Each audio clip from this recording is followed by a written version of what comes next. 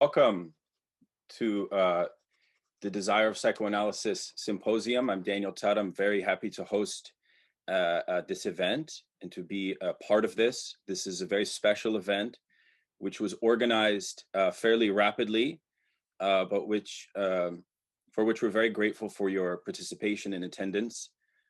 This is an event based around a new work by Gabriel Tupinambá, who's with us. And Gabriel is a longtime friend of mine, and it's quite an honor to see the interest that we had in this event. We had over 550 people RSVP, so we're very honored to have you. This is an event which is co-sponsored by Northwestern University Press, which is the publisher of the Desire of Psychoanalysis, which is the primary text that this symposium, which is a two-day symposium, is going to be looking at. We're also organized under the auspices of a new kind of pandemic institution that we've launched, Gabriel and myself and others, called Study Groups in Psychoanalysis and Politics. So this is a sort of collective of researchers, of students, of more senior scholars interested in this very significant intersection of psychoanalysis and Marxism. We started with a reading group on a very obscure text by a French author called Sylvain Lazarus, called Anthropology of the Name, which was actually exactly 1 year ago. This text was incredibly influential in the political thought of Alain Badiou, who's a philosopher who's very central to both Gabriel's thought, but also to our wider community. So welcome to everyone that's just joined from Facebook. We are now live on Facebook as well.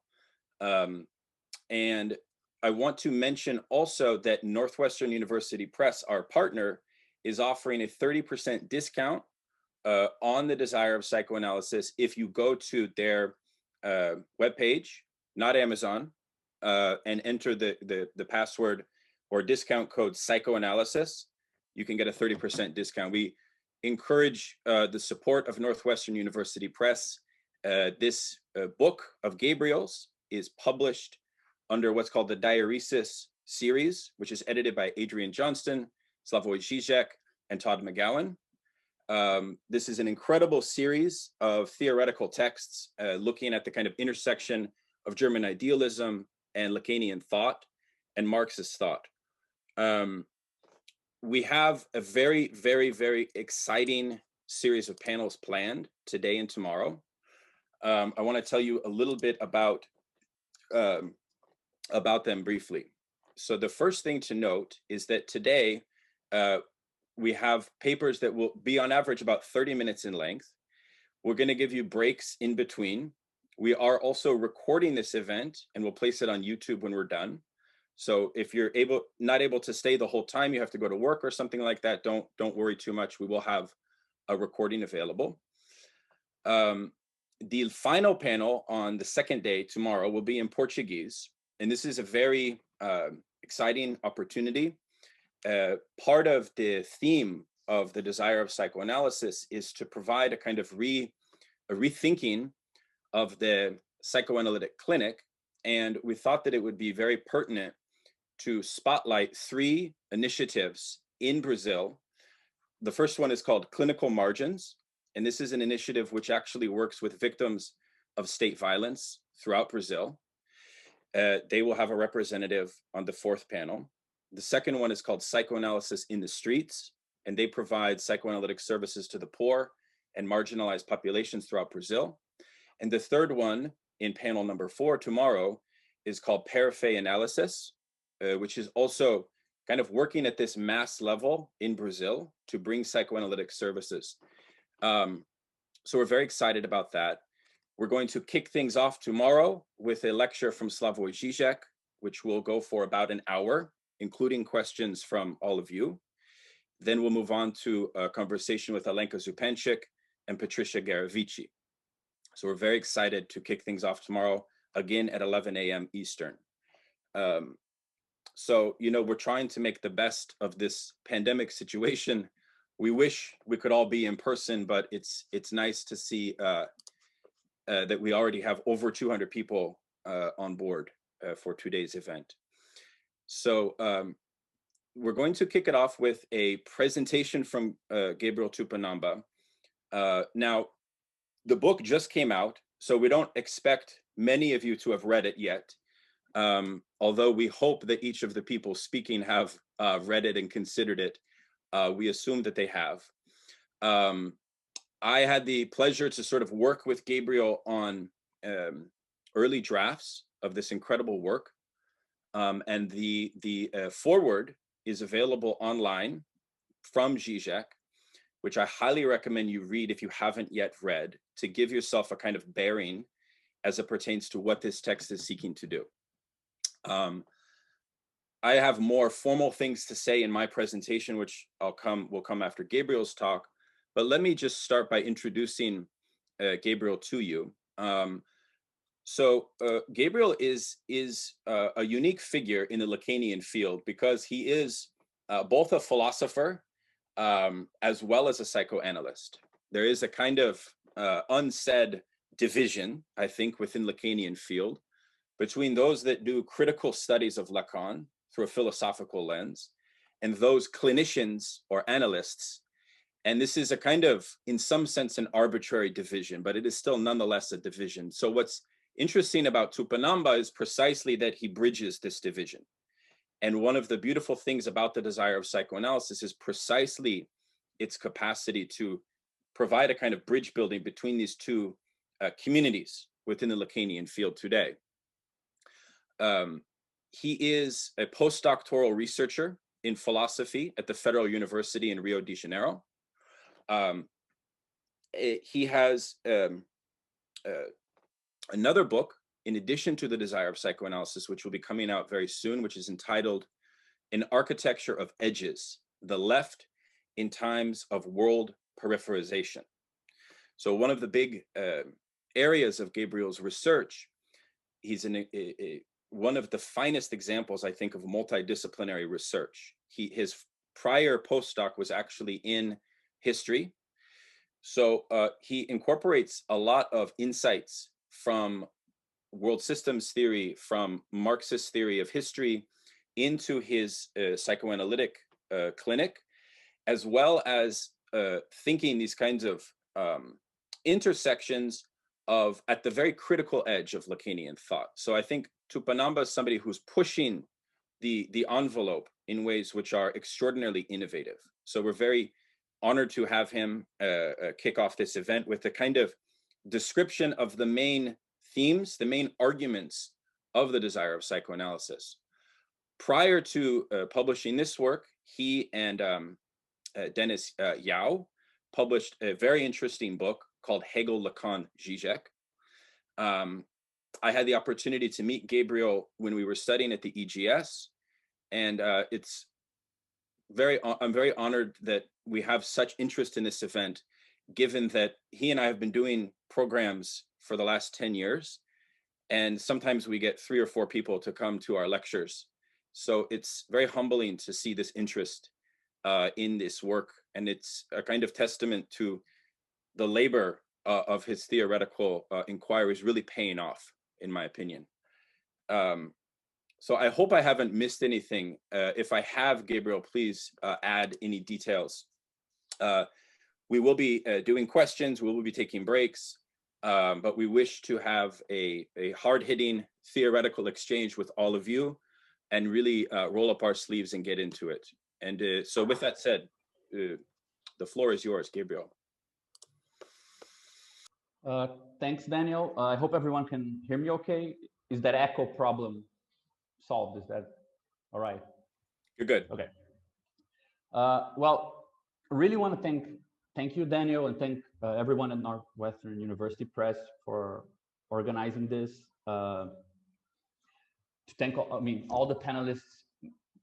A lot of them are already my friends. Some of them are people I've been reading for quite a while. So I think that the reason why I can tolerate the embarrassment of this event happening around my book is that this book is the product of a lot of questions and problems that annoyed me for a long time. So I feel some satisfaction in the hope that it will annoy you as well. So in that sense, I feel it's okay to have an event on this, because I don't feel like it's so much about what I have to say about these things, so much about things that demand some sort of reaction to and some sort of solution, even if the ideas that I present in the book turn out not to be the best way to approach them. That's not really the focus of this. So yeah, so the idea today, I mean, part of that slight embarrassment requires me to assume that nobody has ever read the book or probably will read it. So I thought, okay, I need to present in a condensed way what the hell is there. It's my opportunity to get this across. So I prepare like a kind of short, hopefully a short, hopefully not too short description of the main thesis of the book. So I'll just share with you my screen here. One thing I should say in the spirit of this sort of the idea that the problems at stake are more important perhaps than the solutions that I proposed, is that one thing that Daniel and I were talking about is that depending on how the engagement in this 2 days go, if we feel like people are interested and it would be good to have more time to talk about these things, if some continuity would be desirable, we thought about organizing a sort of open forum with whoever attended today and is interested in continuing debating, reviewing what was said, addressing questions we didn't have a chance to address later further down the road. So besides these 2 days, there might be a third thing later on where we just gather everyone who is interested to see if we can give some continuity to these things, right? It's usually the hard part, like making interventions is usually much easier than making them consistent to something else, right? So I prepared this short presentation. Let me open it here. But I wanted to begin, unfortunately, by spoiling the mood a bit, in the sense that I felt like I couldn't avoid mentioning something which in a certain sense I'm not really in a position to mention. Like it's not really directly, well, rather that's perhaps the question.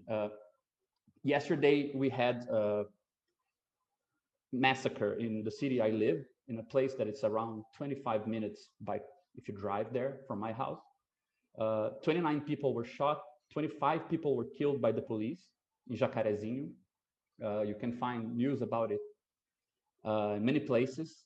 I don't want to get into this. I think it would be easy to turn this into a sort of spectacle and borrow something that is way too obscene from this tragedy. But I do think that there is a question that I was annoyed by, and I feel like, again, in the spirit of annoying others, democratically annoying others, I think it's worth posing, which is, does this matter for what we're doing here today and tomorrow? If it does matter, then I don't know how. I don't know how to connect these things. And that for me tells me that there's something to be thought about what it means to practice psychoanalysis today.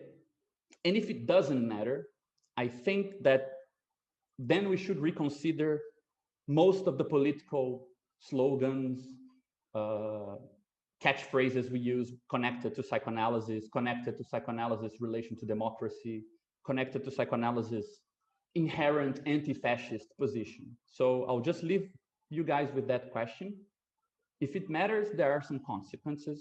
If it doesn't matter, there are other consequences, but it annoys me, and I thought that you should all be annoyed as well. So spoiling the celebratory mood, I thought of mentioning this to begin. So the idea is, I hope this works. I prepared like one paragraph per chapter to summarize it. It's like one of those previously when you start the second season of a TV show you like. So it just gives you a quick recollection of things. So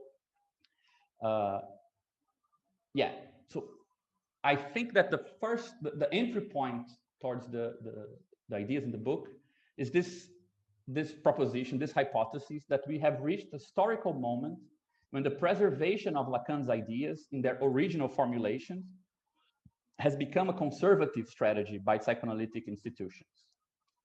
A phenomena that I believe cannot be explained away by denouncing particular leaders as if they distorted something, or particular readings of Lacan because they really didn't get something, but actually requires to question why Lacanian thinking itself, with all our seminars, our radical concepts, why are we not equipped to deal with the sort of organizational impasses that we find, theoretical impasses that we find in clinical ones? So if we find today this sort of tension between preserving psychoanalysis against all sort of theoretical deviations and new phenomena and our usually slightly ridiculous diagnosis of what's going on with the social world, it seems to me that this preservation, this attempt to keep it alive, keep it uncorrupted, has become a conservative strategy. So that's kind of the first proposition. We can discuss if you guys want. We can all rant a bit if you want afterwards about what could we call organizational, theoretical, or clinical impasses, because one thing that Lacanian thinking is equipped is with turning any of these three things into a non-problem. So perhaps that's a problem in itself. And that's actually connected with the second point, which I call the Lacanian ideology. And one of the main theoretical hypotheses of the book is that the deadlock underlying these different effects, these problems that I was talking about, this sort of weird turn into a more conservative strategy of this concern with transmitting what Lacan was thinking. So that the deadlock underlying these effects lies in the way the logic of the signifier ended up erasing the difference between speech in analysis and speech in general. So this led to an irresponsible generalization of aspects of psychoanalytic practice beyond their effective scope, and to the creation of a metaphysical account of some otherwise historical or some circumstantial limits of analytic thinking. So we might call this combination of improper generalization, right? Taking concepts that have a referent or that have efficacy in some domain, taking them beyond that domain, erasing the conditions that the social material conditions that established that domain of efficacy, and substituting the description of those material conditions for a metaphysical account of how things come to be the way they are in the clinic. We could call that Lacanian ideology. I love that there's like this ridiculously dense chapter, and perhaps I should have just written this paragraph. So one of the evidences that this problem already appears within Lacan's own thinking, so that this erasure of the difference between speech and analysis and speech in general, it's not a matter of reading Lacan more carefully, but is at least a problem he was already struggling with,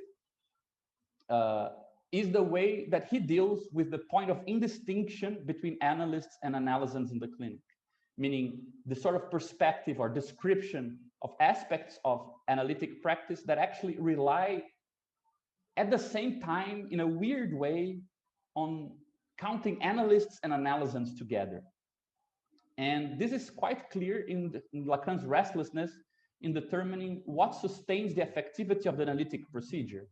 So from the first formulations of a desire of the analyst in seminar 7, with the whole reference to Kant, and then in seminar 11, which is a slightly different one, then the theory of the analytic act, then the theory of the discourse of psychoanalysis, then the theory of the past, you see that on the one hand, he moves this point of efficacy less from the figure of the analyst and more to a sort of social bond, a sort of link that's going on in the clinic.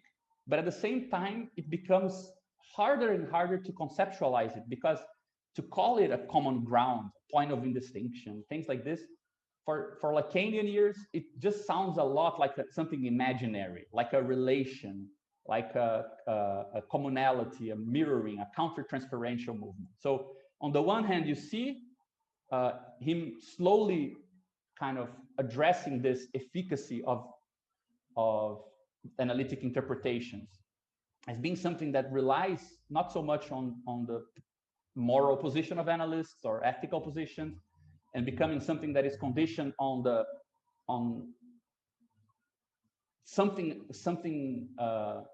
difference that exists inside the speech of the analysand, then it becomes a matter of the analytic act where you can't really know who acts, that's very clear, to then become a theory of a social link, to then become a very complicated theory of the past that is never fully articulated.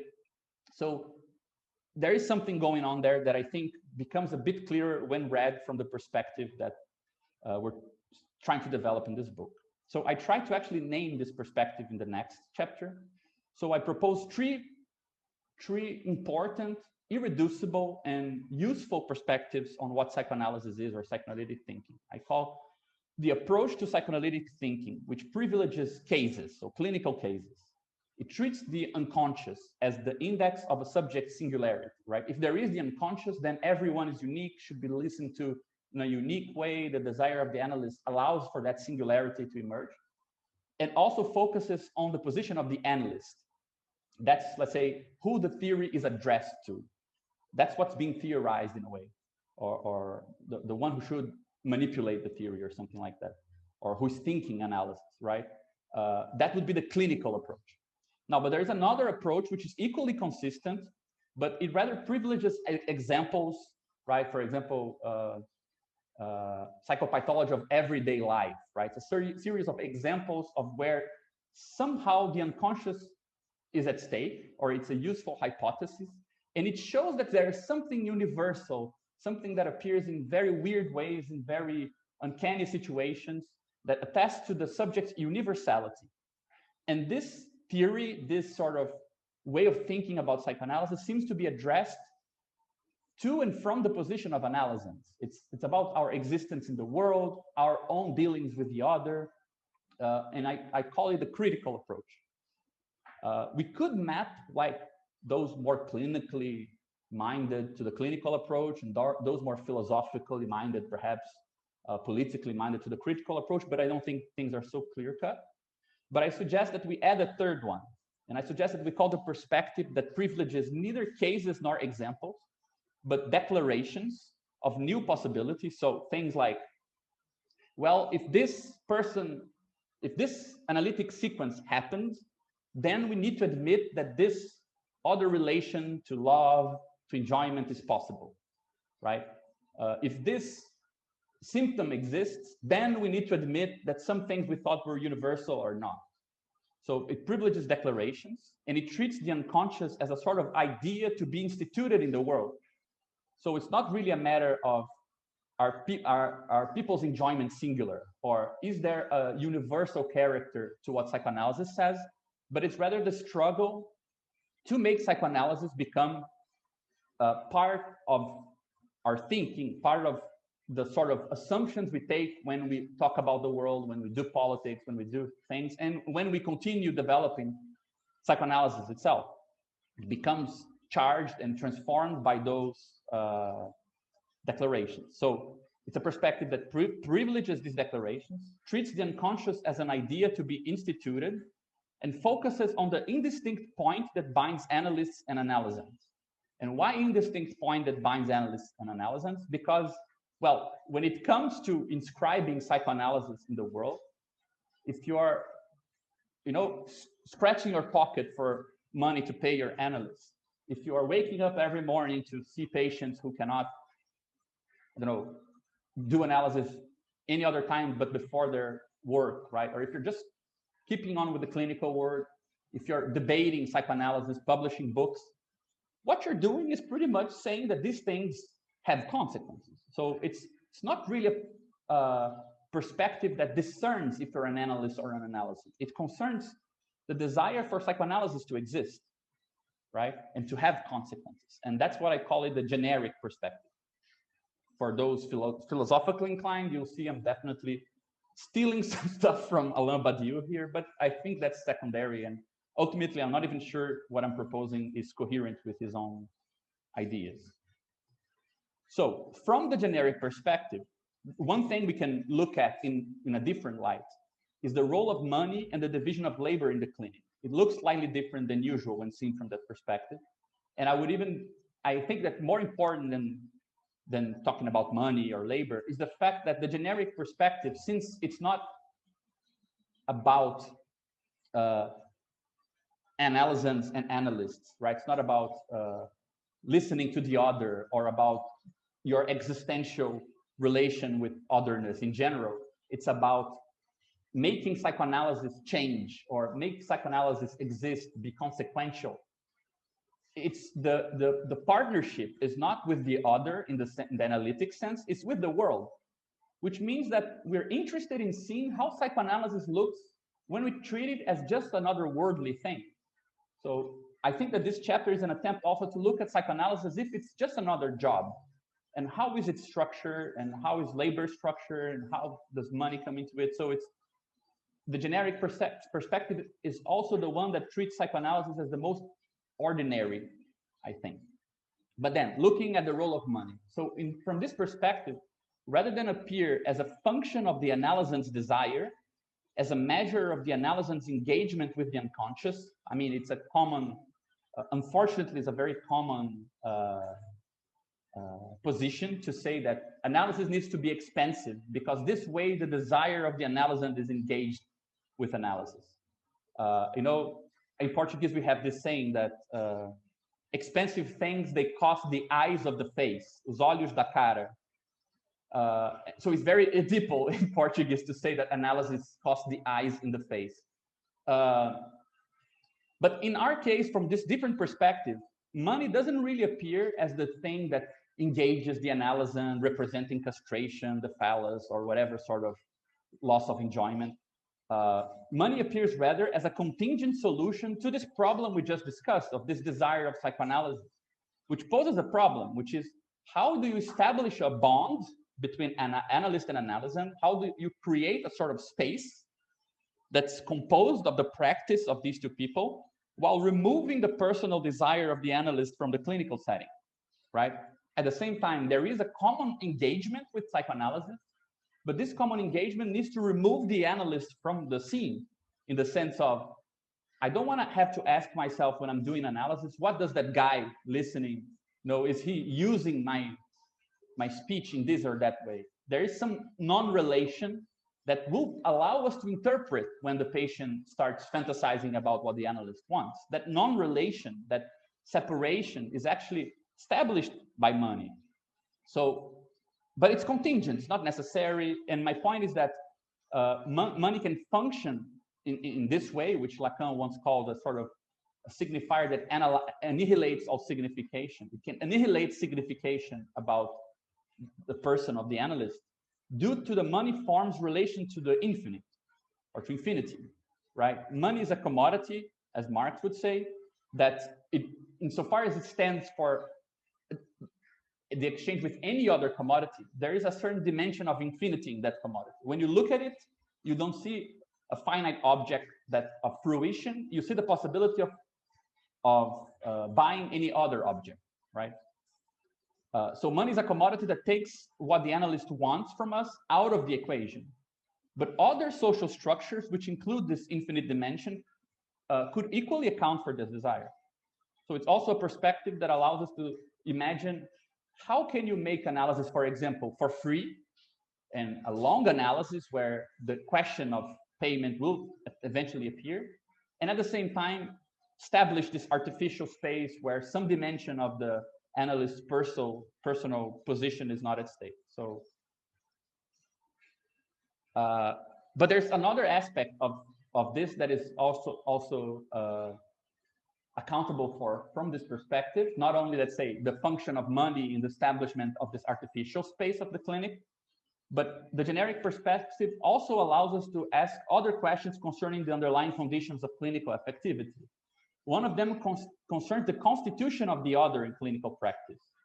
So this is another important hypothesis of the book, namely that the form of the clinical setting, so the material conditions and the way that they establish this artificial space, determines the other that is we will be capable of treating through transference.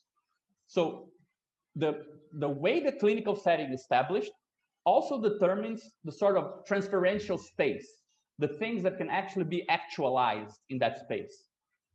So just as this implies that there are forms of otherness or forms of the symbolic or whatever you want to call them that remain beyond the reach of clinical practice. So if there are material conditions or specific restrictions for the constitution of the other that we listen to in psychoanalysis, that means that there might be forms of otherness that simply don't fit in clinical practice. We can't simply theorize about all forms of symbolic exchange as if they all fit in our theory.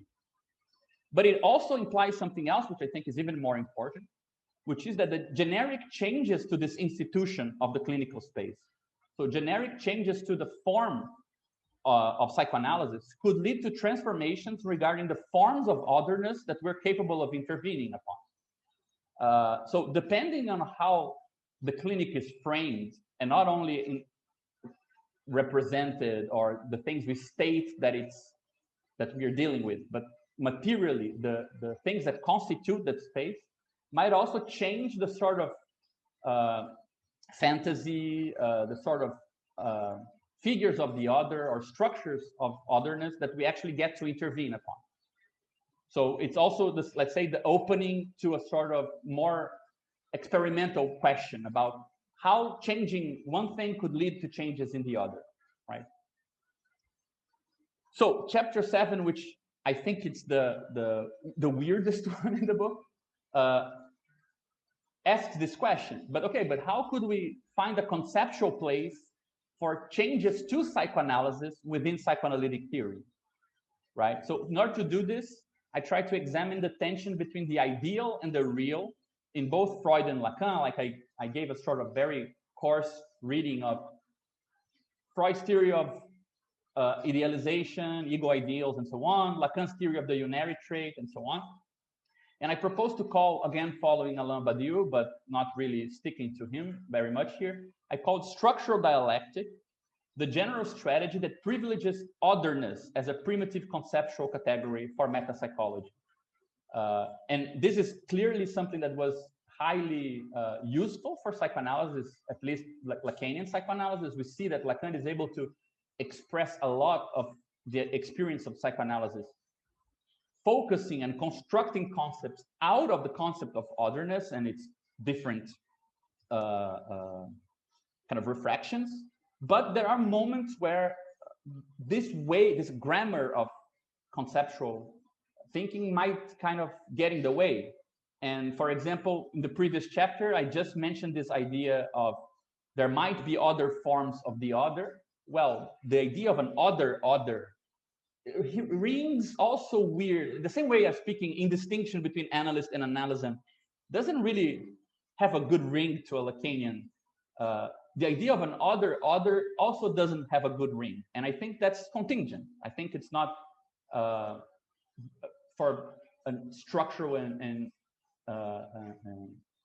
impossible reason. It's actually something that is just the grammar of how we're used to talk about these things. So I think the name of this grammar is structural dialectic. And we can see how this approach helped Lacan develop his theory of the unary traits. It allows him to talk about the sort of otherness that is not unified by a common trait, and the theory of the object A, which seems to be something like an otherness in the other, right? The famous in you more than you.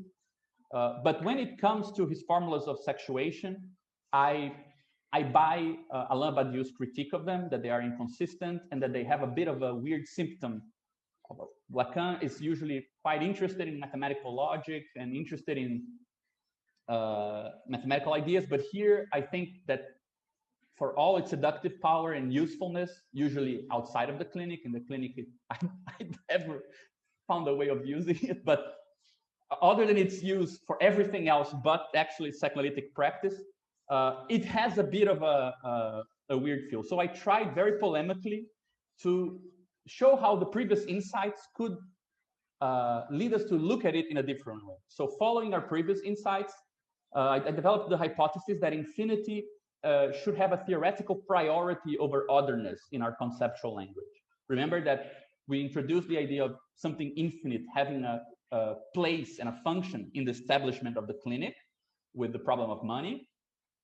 In the chapter on the other, it also comes back as an important category. So I said, well, conceptually or formally, we should use the idea of actual infinity in our theoretical modeling. And so it should have theoretical priority, and we can derive different figures of otherness from that concept.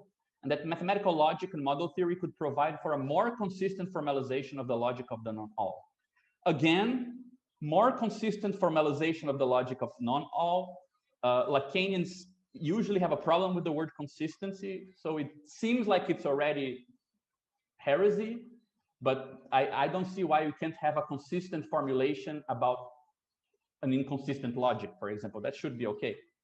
And I think that this alternative formulation, which I just began to sketch in this book, it gives place to clinical experimentation. It becomes clearer that there is something about what we call the non-all, which is not such a sort of metaphysical or existential aspect, even though that interpretation could still be acceptable, but at least opens a space to talk about a sort of self-difference of psychoanalysis with itself, an other that is not the other of the individual analysis, but the other of the psychoanalytic procedure. Is the clinical space itself, which has its extension, right? The size of what can happen there, put into question, right? But I think that this is the chapter where people will simply say, okay, fuck this guy. So please be generous. I was trying things. They might be wrong. It's okay. So please, I hope you read to the next chapter. And so the last chapter, which is just a sort of more constructive exercise, I try to construct an alternative formalization of the analytic procedure, which is capable of integrating the clinical practice, the theoretical development, and the institutional structure of analysis into a single formal presentation, divided into 4 moments. So the establishment of transfer, the famous traversal of fantasy, the construction of a testimony of an analysis, and the transmission of what is new about that testimony, and its own, the way that this last step informs back the establishment of transference. So as if the end of an analysis has a stake on how psychoanalysis will happen or could happen after that. Well, the only perspective from which we can say that the end of analysis can have an effect on the future of psychoanalysis is if we take a generic perspective, where there is a continuity between what happens in an analytic procedure and what we're able to declare after it as having happened and being possible and having consequences if it did happen, right? In doing this, I think we bring together our insights concerning the connection between constructive institutional practice and critical power of the clinic, the usefulness of formally admitting actual infinity in our models.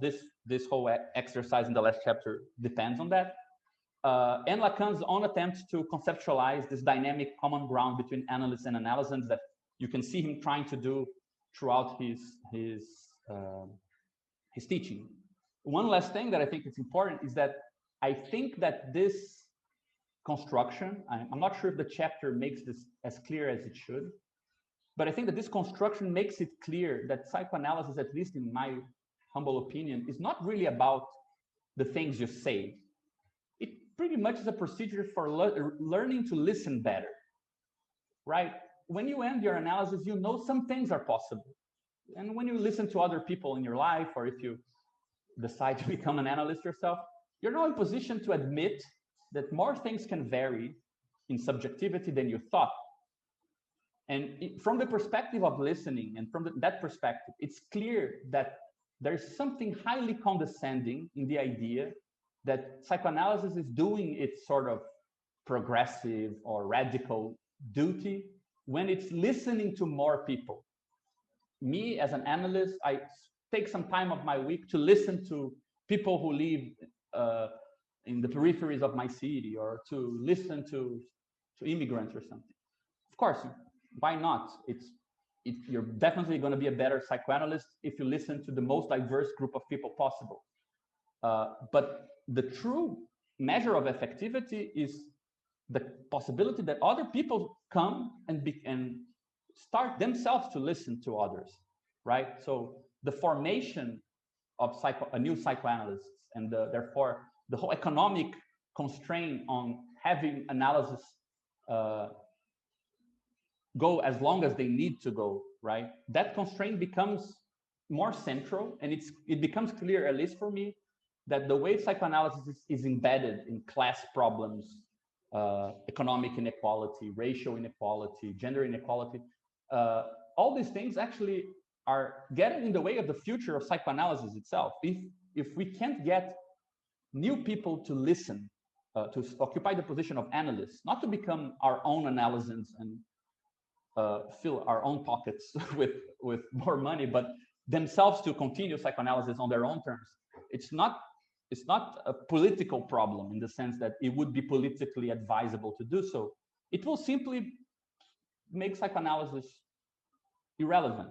So it's not a political problem. It's a purely psychoanalytic problem. So in conclusion, these I think are the partial results that we can take from the book. So first is that, as I was saying, the economic constraints on the access to didactic analysis might in the short run affect analysans most of all, but they will affect analytic thinking itself in the end of the day, as this inequality shapes the reproduction, transformation of psychoanalysis and analytic listening. So the way that we are kind of walled off from the world is not really gonna make us politically guilty. It's gonna make us just destroy psychoanalysis in the long run. It will simply not know how to listen to what's going on. Secondly, that emptying out psychoanalysis relying on a certain spontaneous philosophy, right, which I call the Lacanian ideology at one point, structural dialectics or whatever, some other point, might help us to review several open problems in psychoanalytic theory and practice, especially in social historical contexts that are radically different from the post-war Europe, where I think that Lacan's that really kind of shaped some of the ways Lacan presents his thinking. I also think that this is important. Like, there's a big difference, in my opinion, between the resources we have to think with and what is being thought. Of course, these things are deeply connected, but I would say my critique has more to do with the limits of the available resources for a French analyst of the upper class in the 50s to 70s to think through very complicated stuff, than with what he achieved. Those achievements, what's truly a thinking there definitely preserves itself, but sometimes it's hard to tell where that thinking ends and just, let's say, the constraints of that conceptual framework take over.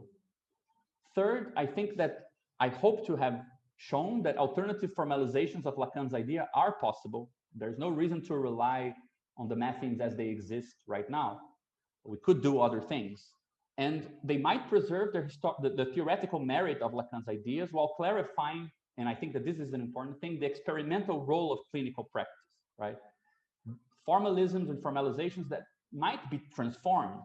We don't want a formalism or explanation or presentation of metapsychology or technical matters in analysis that could never be changed. So I think that finding the experimental dimension in psychoanalysis is crucial, and that's precisely how I think, at least, that we should call this weird, indistinct point between analysans and analysts. Who is experimenting? Well, the clinical setting is experimenting, neither the analysts by themselves or the analysans, right? And finally, I think the past should not be conceived as the end point of an individual's analysis. I hope that the last chapter makes this idea a bit less self-evident, but rather as a fundamental wager on the role of analysans in the maintenance of psychoanalytic thinking. This could lead us both to rethink the theory and function of clinical cases, which is usually analysts retelling to other analysts what we heard in the clinic, and the temptation to make it fit into just a theoretical frame we already have is always very, very strong, as well as find a new place for partial testimonies in the dynamic of analytic institutions. Meaning sometimes people are in position to think through a part of their analytic processes, and this might be of more merit even to find a place to include this into what an analytic institution is than to wait for them to become completely, I don't know what's the word for becoming French, but you know, like when you end your analysis, many of the people I know, they almost acquire the French accent at the end. They sound like Lacan. They think their lives in a very Lacanian way. So sometimes before that, you might get a more heterogeneous, useful, and challenging testimony. And also, it would also promote a different integration between analysts and analysants, especially in a situation as we were talking about, where the economic constraints today prevent, and I don't know of almost any Lacanian institutions that have a plan and a serious strategy for dealing with this, prevent the analysis of people who cannot pay very much or cannot pay at all for it to extend themselves for as long as needed, right? So yeah, I mean, I had a list of things that I think are problematic with the book, but I hope you guys can tell me that instead of me monopolizing the time anymore. So I'll just stop there. I hope that's already an overdose enough, right? And again, thank you all so much for being here. I'm really, really humbled with this event. Awesome. Thank you for that overview, Gabriel. It was very concise for a book which it, well, honestly, like requires, I think, multiple readings, given the kind of fact that you're going beneath the scaffolding of Lacanian thought in a number of ways, which for folks that are less familiar with the Lacanian terms and jargon, there's a kind of reputation that I think Lacanians have for being too jargon filled. And I will just add that in our study groups, Gabriel actually gave a talk on the concept of enjoyment, jouissance, in Lacan. And never once did he reference this term.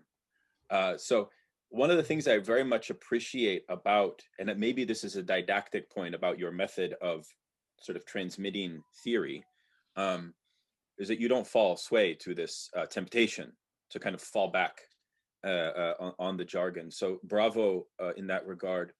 A couple housekeeping items. We're making good time. For those watching on Facebook or sort of wish to tweet, please use the hashtag Desire of Psychoanalysis when you tweet. So we have some consistency. And again, I want to reiterate that this is a study group organized event, and we intend to host future events that will sort of use this symposium, we hope, as a launching pad to dig in to some of these kind of issues of collective interest. Each chapter, in some sense, given the depth of the text, could merit its own study group. But based on the Q&A, and of course, use the Q&A, we encourage you to do so. We may not be able to answer everything, but again, we are with you for the long haul, as it were. So we hope that we will communicate to you after this symposium some ways to sort of stay involved with this work. With that said, I want to now introduce and move into our first panel. We have Reza Nadiri, who's going to take over as a moderator. And Reza is a wonderful person. I'm very honored that he agreed to moderate and be involved with this event. He and Gabriel have a long history of theoretical collaboration on the philosophy of Alain Badiou. Reza actually did his PhD in philosophy with Badiou. He's also a computer scientist, and his field of research includes logic, mathematics, psychoanalysis, and philosophy.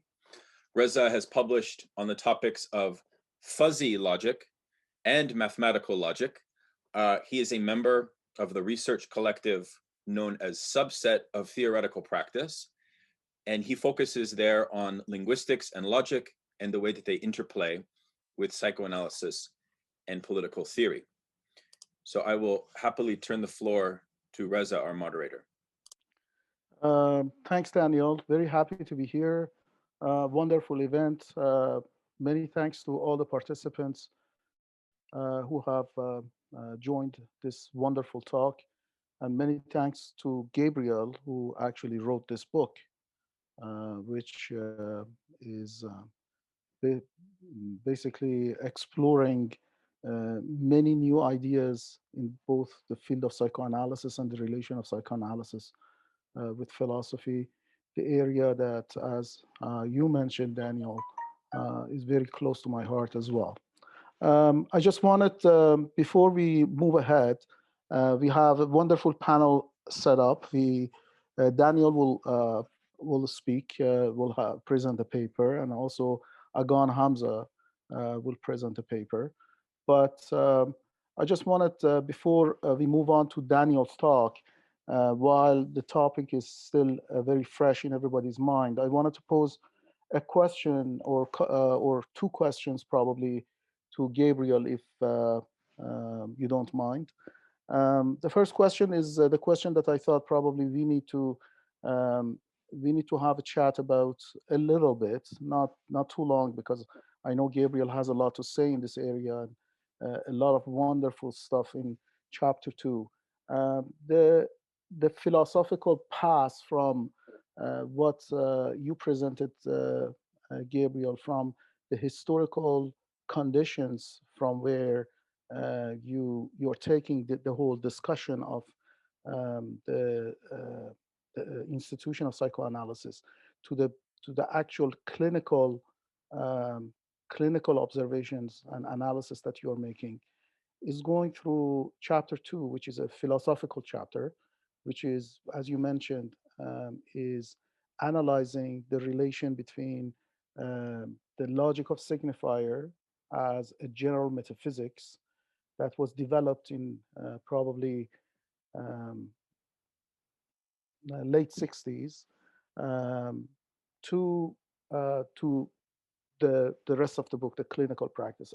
I wanted you not uh, to present the entire thing, but if you can relate this philosophical issue, I mean, how this metaphysics, how the treatment of the logic of signifier as a general metaphysics or foundation of philosophy led into, in your view, led into other topics that you basically exploring in your book in the analytical practice. I'll just try to be brief because I'm worried of if just taking over the time for the panel, but I don't know. I mean, I think that the book has a weird ambivalent relation to philosophy, in the sense that I clearly like philosophy a lot, and I feel like if Lacanian psychoanalysis wasn't so steeped in philosophy to begin with, perhaps some of these debates wouldn't be necessary.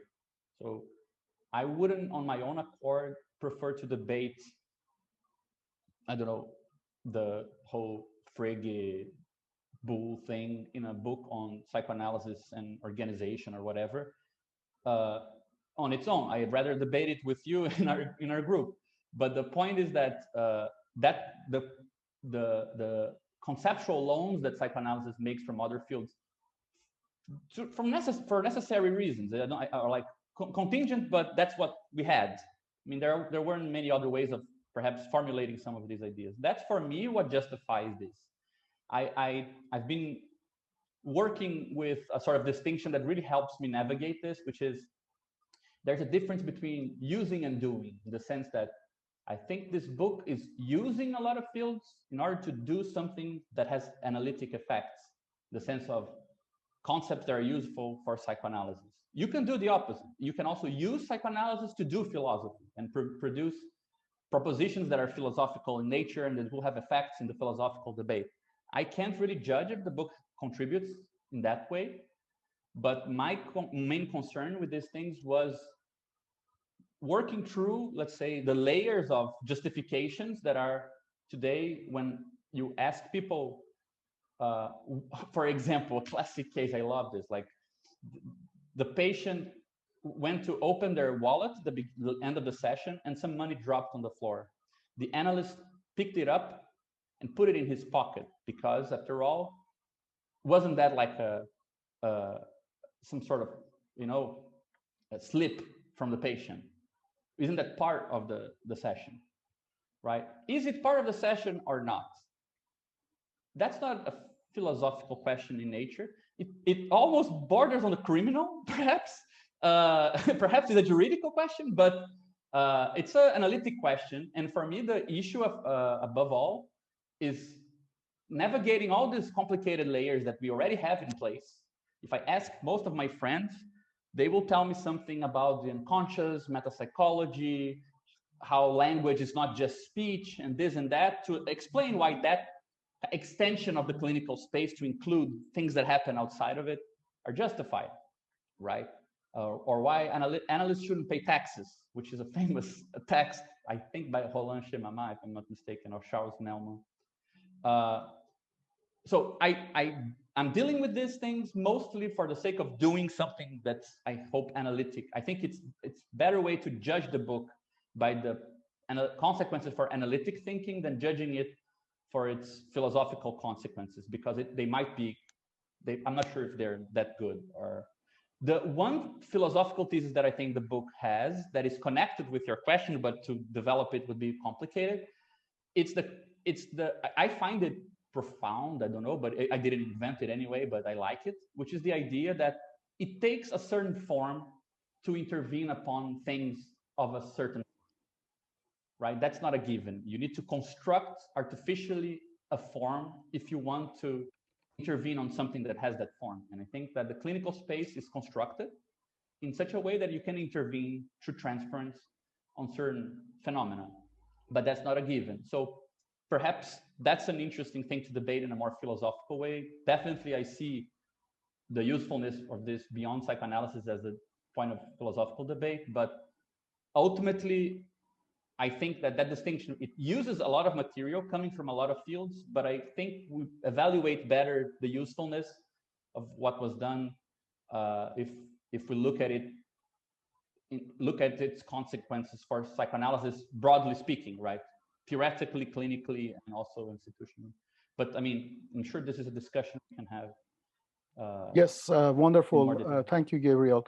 Actually, we have more questions for you, but I think if we move on to the